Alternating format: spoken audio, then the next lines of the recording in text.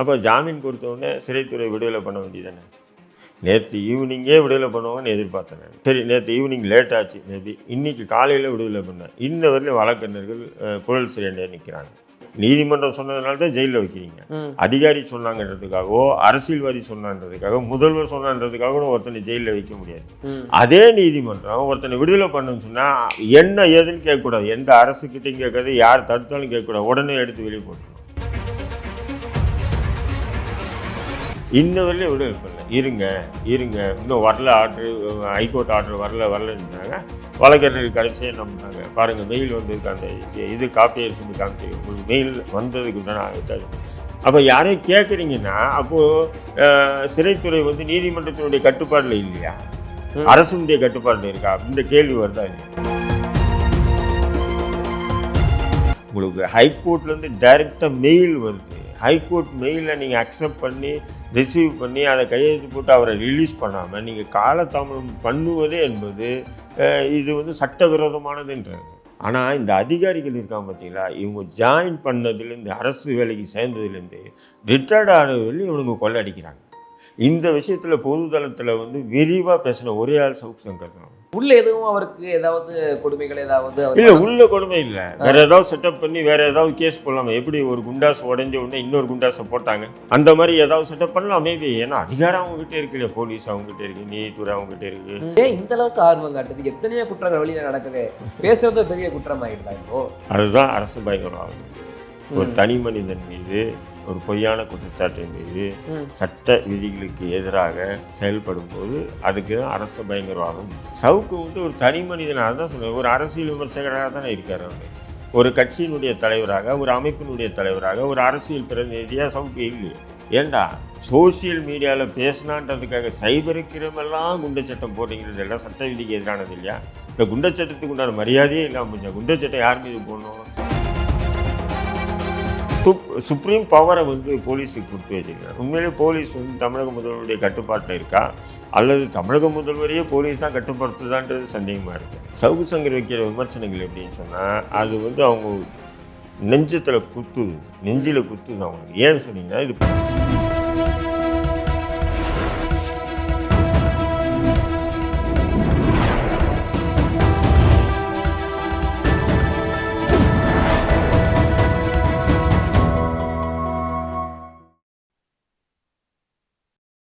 Channel 5 Tamil நேயர்களுக்கு வணக்கம். இன்று நேர்காணலில் நம்மோடு இணைந்திருப்பவர் இந்திய தேசிய லீக் கட்சியின் தலைவர் தடா ரஹீம் அவர்கள். வாருங்கள், அவரோடு பேசுவோம். சார் வணக்கம். சார் வாங்க. சார், பிரபல யூடியூபர் சவுக்கு சங்கர் கைது செய்யப்பட்டு சிறையில் அடைக்கப்பட்டிருந்தார். நேற்று ஜாமீன் கிடைச்சிருச்சு. இன்னைக்கு வந்துருவார்னு எல்லாமே எதிர்பார்த்திருந்தாங்க. ஆனால் இப்போ வரைக்கும் நம்ம பேசிட்டு இருக்க நேரம் வரைக்கும் இன்னும் வெளியே வரல சிறையில் இருந்து. என்ன காரணம்? சவுக்கு சங்கரை மட்டுமே டார்கெட் பண்றாங்களோ திமுக அரசு? நீங்கள் பிரபல யூடியூபர்ன்றீங்க, பிரபல அரசியல் விமர்சகர்னு சொன்னால் நல்லாயிருக்கும். ஆனால் வெளியில் மக்கள் பரவல் அப்படி இருந்தது. ஓகே, ஏன் சொன்னீங்கன்னா இன்னைக்கு அரசியல் விமர்சகர் வந்து எல்லாரும் இருக்காங்க. இருந்தாலும் அவருடைய விமர்சனம் என்பது மக்களை வந்து ஈஸியாக கவரக்கூடிய ஒரு விஷயம். அதனால தான் அரசு பயங்கரவாதம் அவர் மீது திட்டமிட்டு பாஞ்சிக்கிட்டே இருக்குது. ஒரு தடவை 2 தடவை தொடர்ந்து பாரு. ஒருத்தரை கைது பண்ணுறாங்க, குண்டை சட்டம் போடுறாங்க, குண்டை சட்டம் உடையுது, மறுபடியும் குண்டை சட்டம் போடுறது. இதெல்லாம் வரலாற்றில் தமிழக அரசியலில் நடைபெறாத ஒரு விஷயம். இப்போ திமுக ஆட்சியில் வந்து சவுக்கு மீது அப்படி போடப்பட்டது. இதெல்லாம் நம்ம பார்த்துட்டு இருக்கோம். அதனால தான் அவர் அரசியல் விமர்சகர் ஏதோ யூடியூப்பர்னு சொல்லி அது ஒரு குறுகிய வட்டத்துக்குள்ள. ஆனால் அந்த பிரச்சனை வந்தது காரணமே இந்த அரசியல் விமர்சகர் விமர்சனம் பண்ணுறது தான் காரணமாயிருச்சு. ஆமாம், உண்மைதான். அரசியல் விமர்சகர் தான். யூடியூப்பர்ன்றது மட்டும் யூடியூப்ல எல்லாரும் தான் பேசுகிறோம். நானும் பேசுகிறேன், நீங்களும் எல்லாருமே பேசுகிறோம். அவருடைய விமர்சனங்கள் ஆளும் கட்சியினுடைய மக்கள் விரோத செயல்பாடுகளை புள்ளி விவரத்தோடு விமர்சனம் பண்ணும்போது அது வலிக்குது அவங்களுக்கு, அது வேதனையாக இருக்குது அவங்களுக்கு. அதனால் பின்னடைவு ஏற்படுது. அப்போ என்ன பண்ணுறாங்கன்னு சொன்னால் அரசு பயங்கரவாதத்தை வந்து ஒரு தனிநபர் மீது திணிக்கிறாங்க. அதனுடைய எதிர்வழி தான். நான் என்ன சொல்கிறேன், இதுக்கு முன்னாடி நீங்கள் கைது பண்ணீங்க, பொய் கேஸுகளை போட்டீங்க, அதுக்கப்புறம் உயர்நீதிமன்றம், உச்சநீதிமன்றம் இப்படியெல்லாம் போய் ஜாமீன் கடித்து வெளியே வந்து இருக்கார். மறுபடியும் என்ன பண்ணியிருக்கீங்க? கைது பண்ணீங்க. எதுக்காக கைது பண்ணுறீங்க? மதுரை நீதிமன்றத்தில் ஆஜராகலை. அவர் மதுரை நீதிமன்றத்தில் ஆஜராகலை. அதனால் வந்து பிடிவாரண்ட்டுக்காக உடனே கைது பண்ணுறீங்க. பிடிவாரண்ட் என்பது எப்படின்னு சொன்னீங்கன்னா, ஒரு வழக்கு விஷயமா ஒரு ஒரு ஒரு நபர் வந்து நீதிமன்றம் போகலைன்னு சொன்னால் உடனே பிடிவாரண்டெல்லாம் போட மாட்டாங்க. பெரும்பாலும் வந்து நான் இப்போ எனக்கு கேஸ் இருக்குது, நான் போகலைன்போது என்னுடைய வழக்கறிஞர், என்னுடைய கவுன்சில் போய் ஆஜராவார். ஆஜராயிட்டு உடல்நிலை சரியில்லை, இல்லை ஊருக்கு போயிட்டார், அல்லது ஏதாவது ஒரு காரணத்தை சொல்லி கவுன்சில் ஆஜராக 2வது வாய்தா போடுவாங்க. அப்போ வாய்தா போடும்போது அப்போது கண்டிப்பாக வந்து ஆஜராகணும்னு சொல்லுவாங்க. அப்போ போய் ஆஜராவாங்க.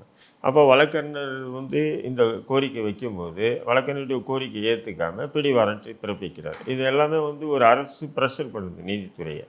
அப்போது பிடிவாரண்ட் பிறப்பித்த எப்படின்னு சொன்னால் 10 மணிக்கு பிடிவாரண்ட் பிறப்பிக்கிறாங்க. 10:30 மணிக்கெல்லாம் டிவிலெல்லாம் வந்து சவுக்கு சங்கர் மீது பிடிவாரண்ட்டு அப்படின்னு சொல்லி தொலைக்காட்சி இல்லாமல் வருது. அப்போ எவ்வளோ ஃபாஸ்ட்டாக இருக்காங்க பாருங்கள். சரி, நீங்கள் பண்ணுறீங்க. அப்படியே பிடிவாரண்ட் வந்து எந்த வழக்குக்குன்னு சொன்னால் தேனி மாவட்டத்தில் அவர் மீது போடப்பட்ட கஞ்சா வழக்குக்காக தான் பிடிவாரண்ட் போட்டிருக்கீங்க. அப்போ அந்த பிடிவாரண்ட் வந்து யார்கிட்ட போகும்னா, அந்த தேனி மாவட்டத்தில் எந்த காவல் நிலைய ஆய்வாளர் வழக்கு போட்டாரோ அந்த ஆய்வாளர்கிட்ட தான் அந்த பிடிவாரண்ட்டே போகும். அந்த பிடிவாரண்ட்டை எடுத்துக்கிட்டு அது பிடிவாரண்ட்டுன்னா என்ன, சம்பந்தப்பட்ட நபரை பிடித்து கொண்டு வந்து நீதிமன்றத்தில் ஆஜர்படுத்துங்க. இதுதான் பிடிவாரண்ட். பிடித்து கொண்டு வந்து ஆஜர்படுத்தணும் அக்யூஸ்டை நபரை. ஏன்னா கோர்ட்டுக்கு வரல இல்லையா, அவரை கூப்பிட்டு வந்து ஆஜர்படுத்துங்க. இதுதான்.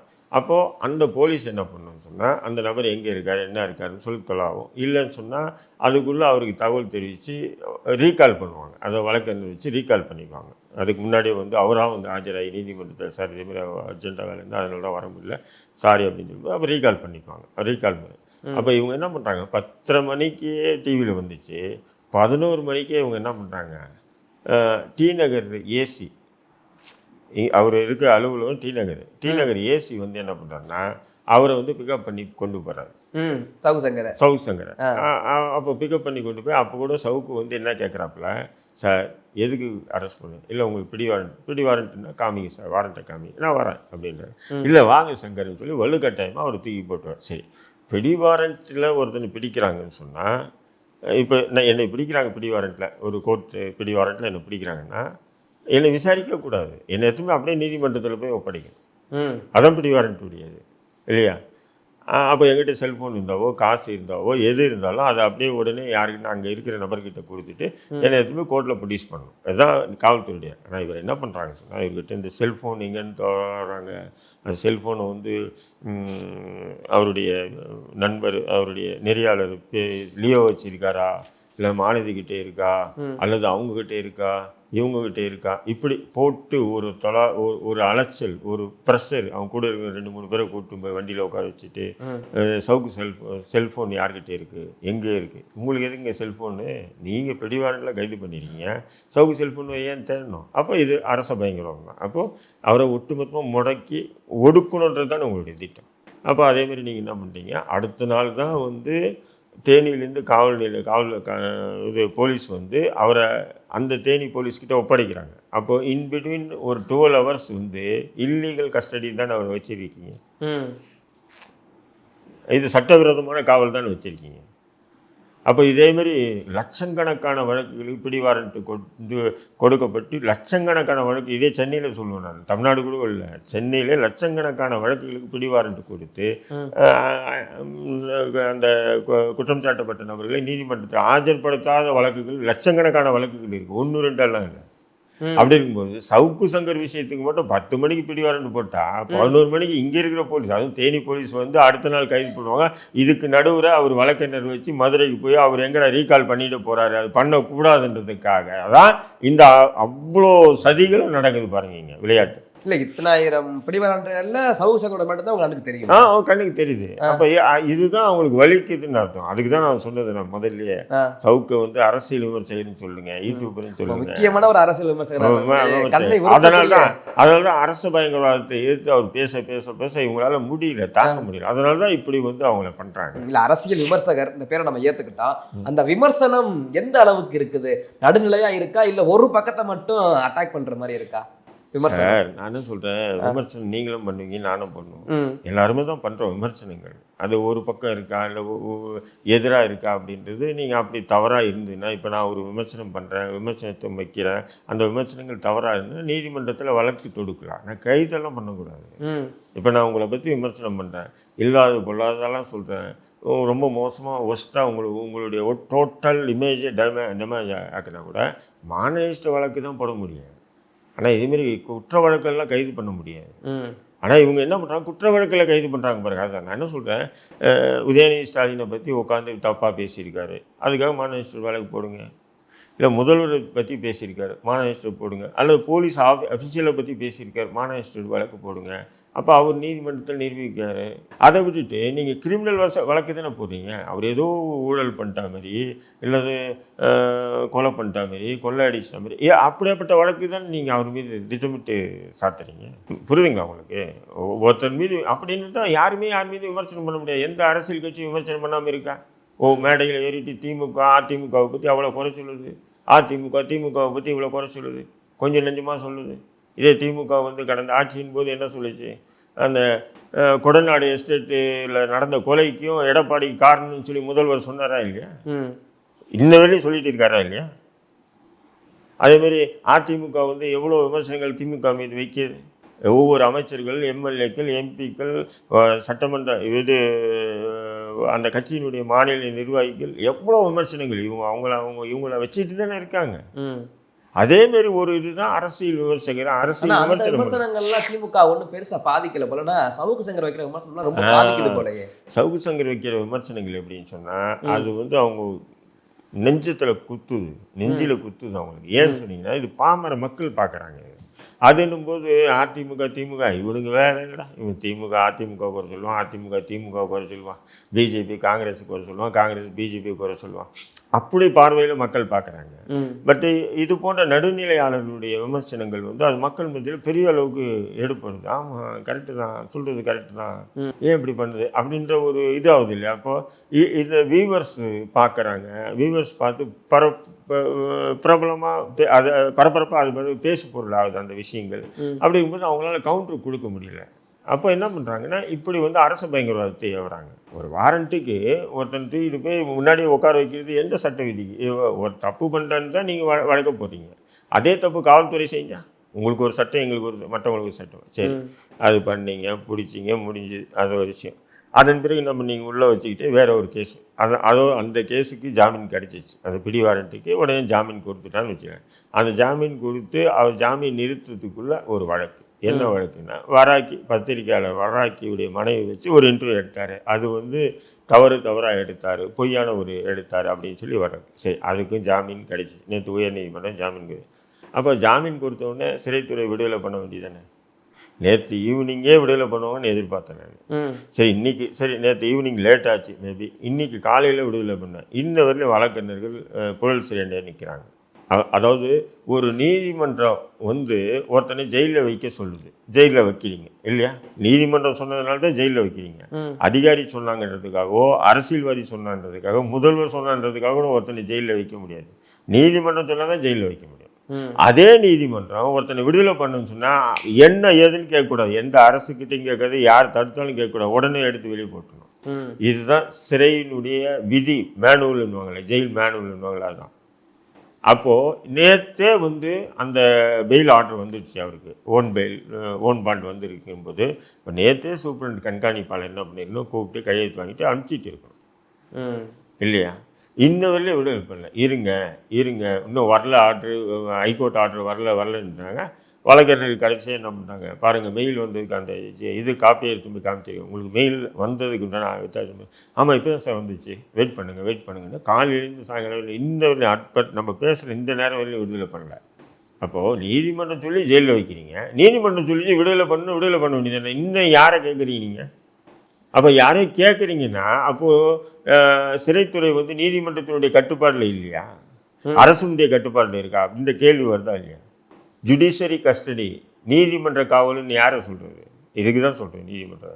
நீதிமன்றம் ஒருத்தனை ஜெயிலில் வைக்க சொன்னால் வைக்கிறோம், அவனை விட்டுடுன்னு சொன்னால் கேள்வியே கேட்கக்கூடாது, விட்டுடணும் அவனை. இல்லை, இப்போ நேற்று விட்டுருக்கலாம், இப்போ இன்ன வரைக்கும் விடலை. உள்ள எதுவும் அவருக்கு ஏதாவது கொடுமைகள் ஏதாவது? இல்லை, உள்ள கொடுமை இல்லை, வேற ஏதாவது செட்டப் பண்ணி வேற ஏதாவது கேஸ் போடலாமா? எப்படி ஒரு குண்டாசு உடஞ்ச உடனே இன்னொரு குண்டாசை போட்டாங்க, அந்த மாதிரி ஏதாவது செட்டப் பண்ணலாம் மேபி. ஏன்னா அதிகாரம் அவங்ககிட்ட இருக்கு இல்லையா? போலீஸ் அவங்ககிட்ட இருக்கு, நீதித்துறை அவங்ககிட்ட இருக்கு, சிறைத்துறை அவங்ககிட்ட இருக்கு. இப்போ வெளியே வரதுக்கு முன்னாடி இன்னொரு கேஸ் போட்டு உள்ள அப்படியே ரிமாண்ட் பண்ணலாம். இன்னொரு கேஸுக்கு பெயில் எடுங்க, புதுசாக ஒரு கேஸ் போட்டிருக்கு. ஏன் இந்த அளவுக்கு ஆர்வம் காட்டுது? எத்தனையோ குற்றங்கள் வெளியில நடக்குது, பேசுறது பெரிய குற்றம் ஆயிடுதா இப்போ?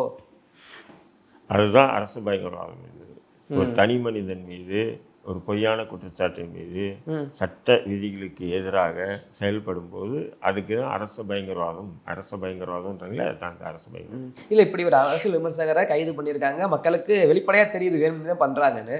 இதற்காக மக்கள் யாரும் குரல் கொடுக்கல. ஆனால் அவர் பேசிய கருத்துக்களை வரவேற்கிறாங்க, சூப்பர்னு கமெண்ட் பாக்ஸ்லாம் சரிங்க, நானும் சொல்றேன், சவுக்கு சங்கர் ஒரு அரசியல் கட்சி தலைவர் இல்லை. இப்போ சீமான் வந்து நாம் தமிழ் கட்சியினுடைய ஒருங்கிணைப்பாளர் தலைவராக இருக்காரு அவர். சரி, அதே மாதிரி ஒரு அரசியல் கட்சி தலைவராக சவுக்கு இருந்தாருன்னா சவுக்குடைய ஆதரவாளர்கள் எல்லாம் இன்னைக்கு சிறைக்கு முன்னாடி போய் நின்று முற்றுகை போடுவாங்க.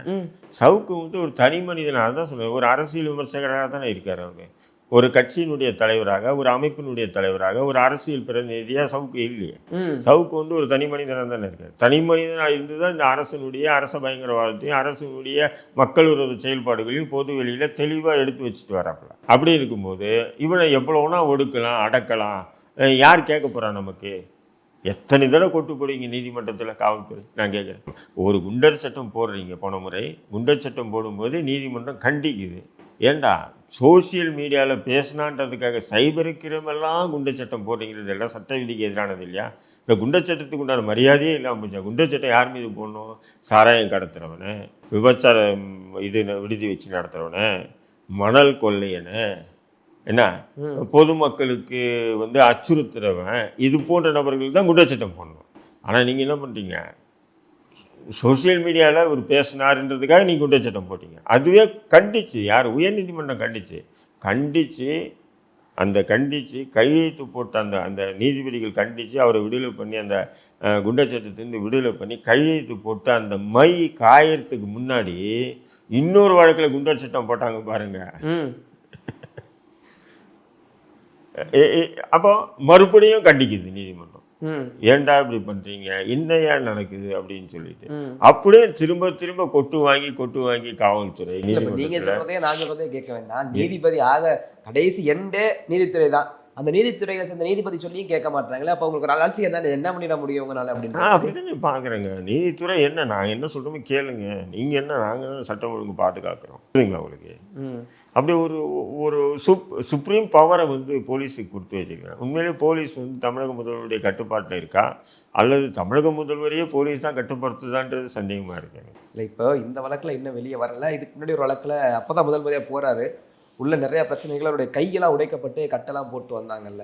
இப்போ அதெல்லாம் பார்க்கும்போது இது வெளிப்படையாக தெரியுது, இது வந்து ஒரு இந்த பேசியதன் விளைவு தான், விமர்சனத்தின் விளைவு தான் தெரியுது. ஆமாம், தெரிஞ்சும் இதுல சமூக ஆர்வலர்கள் ஒருத்தர் கூட கேள்வி கேட்க முடியாது. தெரிஞ்சு ஏப்பா அப்படி பண்றீங்கன்னு ஒருத்தர் கூட கேள்வி கேட்க முடியாது. யாரு கேட்குற கேள்வி?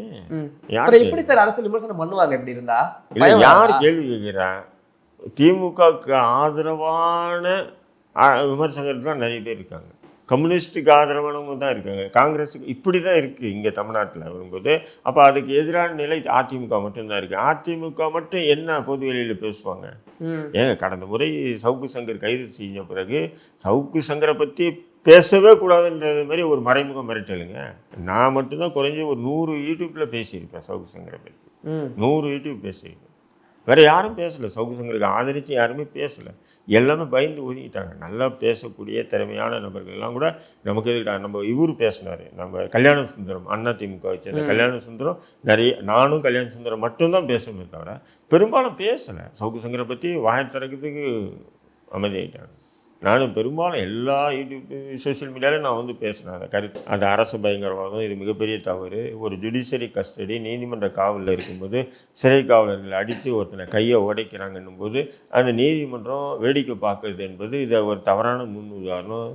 இது வந்து மிக மோசமான ஒரு நிலையை உருவாக்கும் அப்படின்னு சொல்லி நான் பல இடத்துல ஆழமாக அழுத்தமாக கருத்துக்களை பதிவு வச்சுட்டே இருக்கேன். இன்றைக்கி கூட பாருங்கள், இந்த இடத்துல நம்ம தான் ஃபஸ்ட்டு பேசுகிறேன் இந்த விஷயத்தை. நீதிமன்றம் உத்தரவு போட்டு அடுத்த நிமிஷம் கண்ணை மூடிட்டு கையெழுத்து போட்டு அனுப்பிச்சிருங்க, ஒரு செகண்ட் கூட லேட் ஆகக்கூடாது. அதுதான் அந்த சிறை விதி, அந்த மேனுவல்னுவாங்க, ஜெயில் மேனுவல்னுவாங்க. அந்த மேனுவலுடைய விதி சூப்பரண்டே வேறு யார்கிட்ட, சூப்பரண்டு வந்து டிஐஜி கிட்ட கேட்க வேண்டியதில்லை, சிறைத்துறை டிஐஜி கேட்க வேண்டியதில்லை, டிஐஜி வந்து ஐஜி கிட்ட கேட்க வேண்டியதில்லை, ஐஜி ஏடிஜிபி கிட்ட கேட்க வேண்டியதே இல்லை. சூப்பரண்ட் ஓன் பவர் அது, வேறு யாருக்கிட்டையும் கேட்க முடியாது. நீதிமன்றம் சொல்லிட்டு அவரை வைக்கிறீங்க, அதே நீதிமன்றத்தை உத்தரவு பார்க்குறீங்க, கையெழுத்து போட்டு அனுப்பிச்சிட்டே இருக்கீங்க. சரி சார். அதுவும் உங்களுக்கு நீதிமன்ற உத்தரவு யாரும் கவரில் போட்டு எடுத்துன்னு போய் கொடுக்கல. கவரில் போட்டு போய் கொடுத்தா இது ஒரிஜினலாக டூப்ளிகேட்டாக நாங்கள் செக் பண்ணணும்னு சொல்கிறதுக்கு உங்களுக்கு ஹைகோர்ட்லேருந்து டைரெக்டாக மெயில் வருது. ஹைகோர்ட் மெயிலை நீங்கள் அக்செப்ட் பண்ணி ரிசீவ் பண்ணி அதை கையெழுத்து போட்டு அவரை ரிலீஸ் பண்ணாமல் நீங்கள் காலதாமதம் பண்ணுவது என்பது இது வந்து சட்டவிரோதமானதுன்றது. இப்போ பெயில் ஆர்டரை வந்து நான் வாங்கிட்டு நான் எடுத்து போய் கொடுக்குறேன்னு சொன்னால் லாஜிக்காக இது வந்து ஒரிஜினலா இல்லை இவங்க செட்டப் பண்ணாலும், ஏன்னா இப்போ ஏதோ ஒன்றா செட்டப் பண்ணல அப்படின்னு சொல்லலாம். நீதிமன்றம் உயர்நீதிமன்ற இதுலேருந்து மெயிலேருந்து ஜெயிலுக்கு வருது. அப்போ ஜெயில் அக்செப்ட் பண்ண வேண்டியதானே சார்? யாரை எதிர்பார்த்து உட்கார வச்சுருக்கீங்க அவரை? ஏன் காத்துட்டு இருக்கீங்க? அப்படி இது போன்ற விஷயங்களுக்கு வந்து சமூக செயல்பாட்டாளர்களோ முற்போக்குவாதிகளோ முன் வந்து கண்டிக்கணும். இன்றைக்கி வந்து சங்கருக்குன்னா நாளைக்கு உங்களுக்கு வரலாம். ஆட்சிகள் நிரந்தரமானது இல்லை, ஆட்சிகள் மாறும். ஆட்சிகள் மாறும்போது காட்சிகள் மாறும். இன்றைக்கி சங்கருக்கு நடக்கலாம், நாளைக்கு உங்களுக்கு நடக்கலாம். இது ஒவ்வொருத்தரும் உணர்ந்தாங்கன்னு சொன்னால் இது எல்லாரும் சேர்ந்து குரல் கொடுப்பாங்க. சார் பேசும்போது சொன்னீங்க சவுக்கு சங்கரை கைது செஞ்சு போகும்போது குறிப்பாக அந்த செல்ஃபோன்லாம் யார்கிட்ட இருக்குது யார்கிட்ட கேட்கறதா சொல்கிறீங்க. இந்த செல்ஃபோன்னால தான் இன்றைக்கி பல பேருடைய பெயர்கள் வெளியில் வருது, நிறைய பிரச்சனைகள் வர காரணமாக இருக்குது. செல்ஃபோனை ஃபஸ்ட்டு எடுக்கிறதுக்கு காவல்துறைக்கு ஃபஸ்ட் ரைட்ஸ் இருக்குது, அந்த மாதிரி எடுத்து உள்ள சோதனை பண்ணுறதுங்களா? அதாவது என்னை ஒரு வழக்கில் கைது பண்ணுறாங்க. அந்த வழக்கு சம்பந்தமான ஆவணங்கள் அந்த செல்ஃபோனில் இருக்குன்னு தெரிஞ்சால் அந்த செல்ஃபோனை கைப்பற்றி அந்த செல்ஃபோன்லேருந்து வழக்கு எடுக்கலாம். ஆனால் இவங்க எதுக்கு எடுக்கிறாங்கன்னா, இவர் யார்கிட்ட தொடர்புல இருக்கார், இவருடைய ஆக்டிவிட்டீஸ் எப்படி இருக்குது, அதாவது இவர் நிறைய விஷயங்கள். அதாவது சங்கர்கிட்ட ஒரே ஒரு பழக்கம் என்னென்னா, வெறும் அரசியல்வாதிகளை பற்றி மட்டும் பேசுறது இல்லைங்க. நீதித்துறையை பற்றி பேசுகிறாரு, காவல்துறையை பற்றி பேசுகிறார், பொதுத்துறை அதிகாரிகளை பற்றி பேசுகிறார். ஏன்னா இன்றைக்கி அதிகார வட்டம் இருக்குது பார்த்தீங்களா, அதிகாரிகள், அரசு அதிகாரிகள். அரசியல்வாதியாச்சும் 5 வருஷம் கொள்ளடிச்சுட்டு போயிடறான். ஆனால் இந்த அதிகாரிகள் இருக்காங்க பார்த்தீங்களா, இவங்க ஜாயின் பண்ணதுலேருந்து அரசு வேலைக்கு சேர்ந்ததுலேருந்து ரிட்டையர்ட் ஆனதுலேருந்து இவனுங்க கொள்ளடிக்கிறாங்க. இந்த விஷயத்தில் பொதுதளத்தில் வந்து விரிவாக பேசின ஒரே ஆள் சவுக்கு சங்கர் தான். இந்த எஸ்பியுடைய இந்த கமிஷனருடைய காரு இந்த இடத்துல நிற்கிது, ஃபோட்டோ போட்டாப்புல, ட்வீட் போடுறாப்புல. இந்த காரில் வந்து கமிஷனர் போகலாம், அல்லது அது யாருடைய கார், இவர் டிஐஜி போகலாம், ஐஜி போகலாம். இவர் எப்படி இவர் மனைவி போகிறதுக்கு இந்த காரை பயன்படுத்தலாம், இது அரசு வாகனம் இல்லையா, இந்த மாதிரி இஷ்யூவை கிளப்புறாரு. இந்த நீதிபதியுடைய காரு இந்த மார்க்கெட்டுக்கு முன்னாடி நிற்கிது, அவங்க மனைவி அந்த கார்லேருந்து இறங்கி மார்க்கெட்டில் போய் பொருள் வாங்குறாங்க. அது வந்து அதிகார வட்டத்துக்கு ஒரு ஆட்டம் கொடுக்க வைக்குது. இப்போ வந்து பார்த்தீங்கன்னா எல்லாருமே பேசியிருக்காங்க எது இருந்தாலும் இந்த ஆர்டர்லி விஷயம்னு சொல்லிட்டு. ஆர்டர்லின்னு சொன்னால் அப்படின்னு சொன்னால், இப்போ ஒரு எஸ்பிக்கு கீழே வந்து பார்த்திங்கன்னா ஒரு 10-20 பேர் ஆர்டர்லியே இருப்பாங்க. அவருடைய வீட்டில் வந்து ஒரு 2-3 பேர் வேலை செய்வாங்க, அவருடைய காருக்கு 2-3 பேர் வேலை செய்வாங்க, அவருடைய தோட்டம் இருந்ததுன்னா தோட்டம், இப்படி வந்து ஆர்டர்லி இருக்குது. ஒவ்வொரு உயர் அதிகாரிகளும் 10 பேர் 20 பேர் இப்படி வச்சுட்டு இருக்காங்க. அதில் ஒரு எல்லா 100% அதிகாரிகளும் அப்படி பயன்படுத்துறதில்லை, ஒரு குறிப்பிட்ட அதிகாரிகள் அப்படி பயன்படுத்துகிறாங்க அப்படின்றது சோஷியல் மீடியாவில் பயங்கரமாக பேசி கடைசி அது உயர்நீதிமன்றம் விசாரணைக்கு எடுத்து அந்த ஆர்டர்லி முறைக்கு வந்து ஒரு முடிவு கட்டினாங்க. ஏன்னா அவனும் அரசு ஊழியர் தானே, ஒரு போலீஸ்காரனும் அரசு ஊழியர் தானேங்க. ஒரு அரசு ஊழியர் இன்னொரு அரசு ஊழியர்களுடைய வீட்டு வேலை செய்கிறது என்பது இது எப்படி லாஜிக்காக எடுத்துக்க முடியும்? இதெல்லாம் சொன்னால் அப்போ தப்பு தான். இதெல்லாம் சவுக்கு சங்கர், அப்போ இதெல்லாம் யார் பேசுகிறேன்? சவுக்கு சங்கர் தானே பேசுகிறேன். அப்போ ஏன் வந்து பண்ண மாட்டாங்க? என்ன பண்ணுவாங்க? அதாவது அதிகாரிகள் எல்லாம் அப்படி இருக்கிறது இல்லை, ஒரு குறிப்பிட்ட அதிகாரி இருப்பான், என்ன உட்காந்துட்டு இப்படியெல்லாம் பேசுகிறான், மாட்டுவான்ல அப்படின்னு நினைக்கிறேன்ல, அதுதான். எங்களுடைய பல்வேறு கேள்விகளுக்கு உங்கள் நேரத்தை ஒதுக்கி பதில் தம்பிக்கு ரொம்ப நன்றி. தொடர்ந்து பேசுவோம்.